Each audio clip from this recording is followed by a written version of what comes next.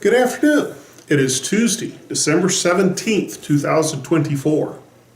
The Apostle Paul has looked at the most significant relationships of life in the last few passages we've looked at here in the book of Ephesians.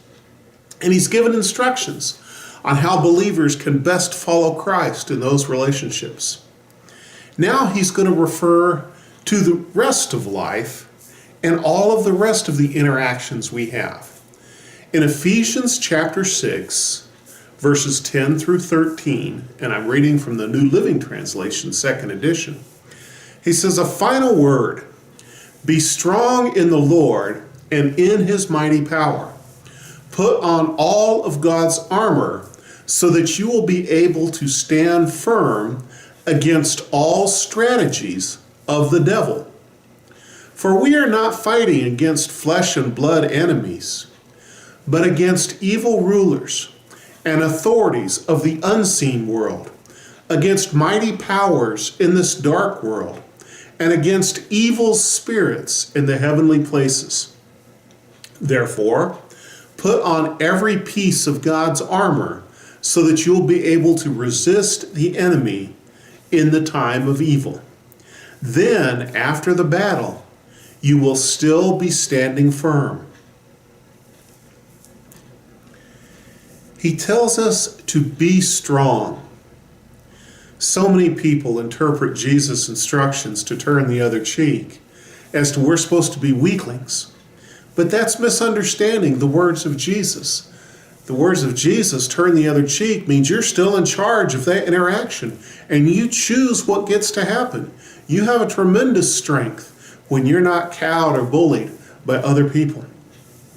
Paul says, be strong. But not in your own power. Be strong in God's mighty power. And he reminds the church, we're not fighting flesh and blood. We're not struggling with people of different colors or backgrounds or beliefs or worldviews. But we're fighting the unseen enemies of the spiritual realm. Our battle's not with flesh and blood, but with the spiritual forces that lead us into temptation, the unseen enemies of the spiritual realm, the discouragements and the oppressions coming from all directions.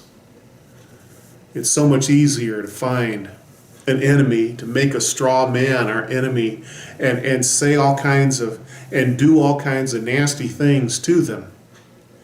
But that's not what God would have us do.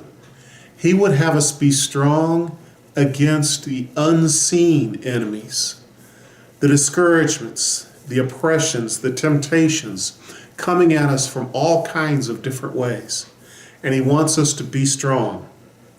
He explains to us that we need to put on the armor God gives us. We're going to look at that a little further in the next passage, which we're going to look at on Friday. But he talks about the armor of God.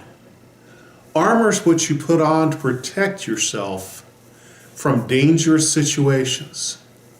When you have armor, you can resist the enemy in evil times. And what does he say? He said, you will face the challenge, and after each individual challenge, you'll still be standing and standing tall and standing strong. Going to give you a little hint. If you're standing tall and strong before the battle, and you expect God to see you through the battle, there's a lot better chance you're going to be standing tall and strong at the end of it.